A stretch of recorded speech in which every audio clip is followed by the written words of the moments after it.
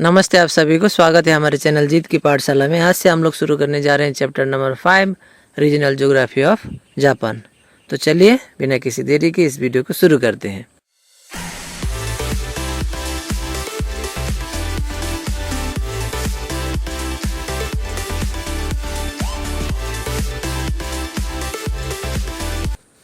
Japan is the 10th largest populace country in the world. Japan दुनिया का 10वां ऐसा देश है जहाँ पे सबसे ज़्यादा पॉपुलेशन है। It has also highest concentration of population, यहाँ पे डेंसिटी ऑफ पॉपुलेशन भी ज़्यादा है। The country being the home of many the Mongoloid group of people recorded about 5 million people in 610 AD। तो यहाँ पे बहुत सारे मंगोलियड ग्रुप ऑफ पीपल पाए जाते हैं। 610 AD में यहाँ पे कुल 5 मिलियन मंगोलियड पीपल थे। It increase gradually to 38 million in 1880। तो 1880 में 38 मिलियन हुआ। 72 मिलियन इन 1945। 1945 पहुँचते पहुँचते 72 मिलियन पॉपुलेशन हुआ। 127 मिलियन हुआ 1999 में and it reached 128 million in 2007 और 128 मिलियन पहुंचा 2007 में। तो ये डाटा आपको याद रखना जरूरी है। 5.01 में टेबल दिया गया है, उस टेबल को याद रखने से हो जाएगा। It is because of rapid socio-economic development that the rates of birth and death are especially declining। तो यहाँ पे बताया गया है कि पॉपुलेशन इतना तेज़ी से बढ़ने का कारण है सोशियो इकोनॉमिक डेवलपमेंट, यानी कि सोसाइटी और साथ ही इकोनॉमिक डेवलपमेंट हुआ उस देश में और जिसके चलते पॉपुलेशन ग्रोथ भी हुआ। साइंस एंड टेक्नोलॉजी में भी डेवलपमेंट हुआ जिसके चलते डेथ रेट बहुत कमा और पॉपुलेशन अल्टीमेटली बढ़ा। Consequently, the annual average growth rate of Japan's population has become 0.4%। तो एनुअली अगर देखेंगे तो जापान का जो टोटल पॉपुलेशन है उसमें 0.4% इंक्रीज होता है। तो ये रहा वो टेबल 5.01 जहाँ पे growth of population in Japan दिखाया गया है, इसको आप याद रखिएगा। Due to difference in physiography and climate in one hand and imbalance in economic development on the other, the distribution of population is not uniform throughout Japan। तो सभी जगह का फिजियोग्राफी सेम नहीं होता है, क्लाइमेट अलग होता है और साथ ही इकोनॉमिक डेवलपमेंट भी एक कंट्री में सभी जगह इक्वली डेवलप नहीं हो पाता है। यानी कि किसी भी एक देश को ले लीजिए आप, जापान हो या फिर इंडिया हो, हर जगह का क्लाइमेटिक कंडीशन एक नहीं होगा, फिजियोग्राफिक कंडीशन भी सेम नहीं होगा, सॉइल का क्वालिटी अलग होगा। उसी तरह से क्लाइमेटिक कंडीशन भी एक कंट्री का सभी जगह पे सेम नहीं होता है।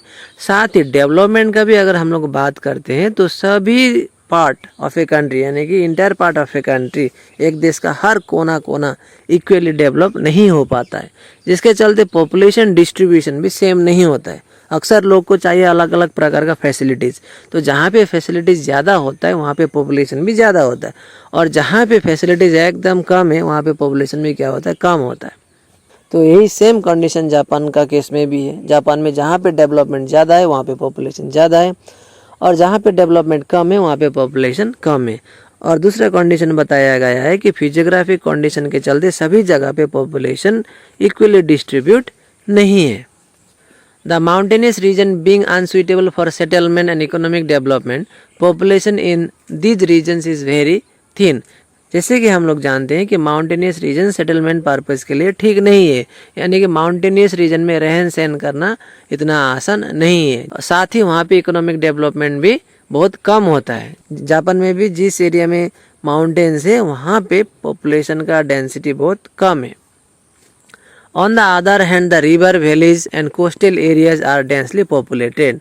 और दूसरा बताया गया है कि रिवर वैलीज, रिवर के आसपास या फिर कोस्टल एरियाज में जो कि रहन सहन करने के लिए या फिर ट्रेड पर्पस के लिए आसान होता है, तो वहाँ पे डेंसिटी ऑफ पॉपुलेशन हमेशा ज़्यादा होता है। It is worth mentioning that the density of population in the mountainous region of Hokkaido and other is less than 100 against the average density of population of Japan being 338% per square kilometer।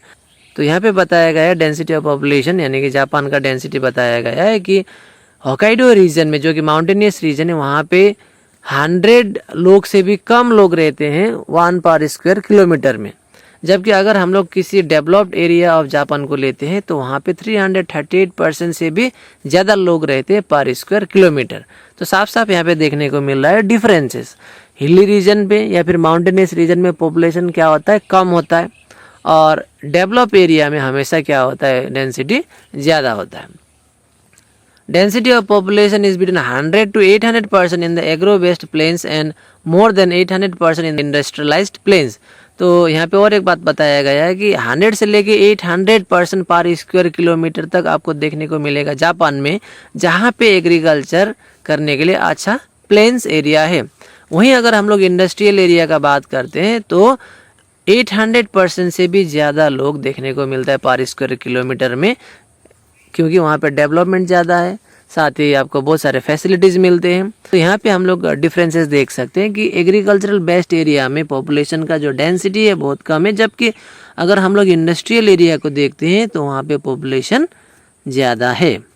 In brief, about 20% of population is settle in the mountainous regions that cover 80% of the total area of Japan.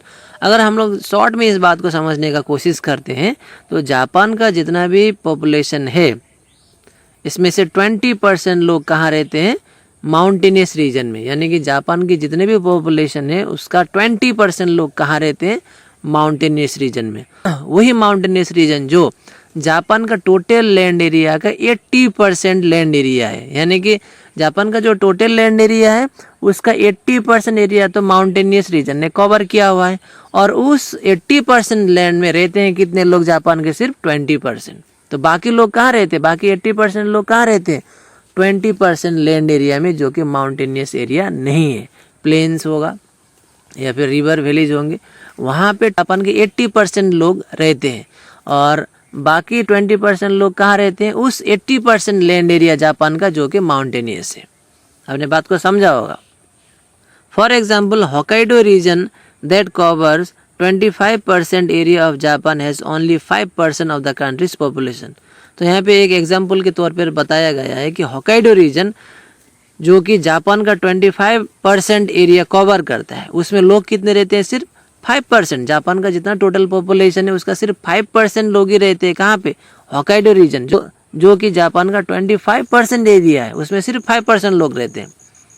Through out the country, the Tokyo Yokohama industrial region of central Japan and Kobe Osaka industrial region of southwest Japan are the two densely populated region।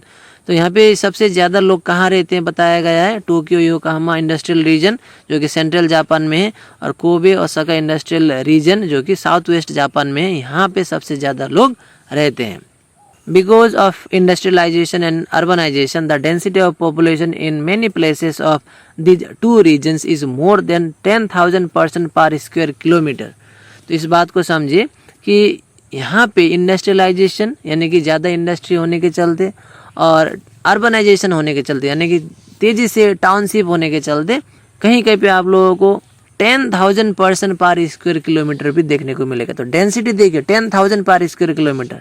क्यों यहाँ पे इतना है, क्योंकि यहाँ पे industrialisation साथ ही urbanisation भी है। Tokyo the largest city in Japan as well as in the world accommodates more than 3 crore of population at present. तो टोक्यो जापान का सबसे बड़ा सिटी साथ ही दुनिया का, इसमें 3 करोड़ से भी ज़्यादा लोग रहते हैं। तो आप इमेजिन कीजिए, ये डाटा है 2007 का। अब 2007 में 3 करोड़ से भी यानी कि 3 करोड़ से भी ज़्यादा लोग रहते थे टोक्यो में। अब तो पॉपुलेशन बहुत ही ज़्यादा हुआ होगा। Agricultural production is diminishing in many places of the country as a result of rapid industrialisation. और इंडस्ट्री तेज़ी से बढ़ने के कारण जापान में एग्रीकल्चरल लैंड धीरे धीरे से डिक्रीज हो रहा है और प्रोडक्शन भी डिक्रीज हो रहा है। Therefore, migration of people from the rural areas to the urban areas is rapidly increasing। तो गांव में जितने भी लोग रहते थे जहाँ पे एग्रीकल्चर करने के लिए, वह एग्रीकल्चरल लैंड क्या हो रहा है, धीरे धीरे से ख़त्म होते जा रहा है। तो लोग भी क्या कर रहे हैं, माइग्रेट कर रहे हैं। New towns are growing up and the mega cities are expanding their boundaries. नए नए टाउन बन रहे हैं और सिटीज़ भी बढ़ रहे हैं। It is significant that during the last 47 years, that is from 1960 to 2007, the ratio of urban population has been increasing from 44% to 79%। तो अगर हम लोग लास्ट 47 ईयर्स का डेटा उठा के देखते हैं जापान का, तो उसमें जो लोग पहले रूरल एरियाज में रहते थे वो डिक्रीज हुआ, और जो लोग अर्बन में रहते थे उसका रेशियो बढ़ा। तो 1960 से लेकर 2007 तक 44% से 79% पहुंचा अर्बन पॉपुलेशन। यानी कि 1960 में अर्बन एरियाज़ में रहने वाले जापान के लोग सिर्फ 44% थे, लेकिन 2007 आते आते वह रेशियो 44% से बढ़ के 79% हुआ। अभी 2024 का अगर हम लोग देखेंगे तो इससे भी और ज़्यादा हुआ होगा, लेकिन आपको याद रखना होगा 2007 का है, क्योंकि उसके बाद कोई हमें अपडेट नहीं मिला है। Therefore, it is evident that industrialization and urbanization rather than the physical factors have brought regional imbalance in the population distribution of Japan. तो ये जो चेंजेस देखने को मिला 44% से 79% हुआ, तो ये किस वजह से हुआ? फिजिकल फैक्टर से तो नहीं हुआ।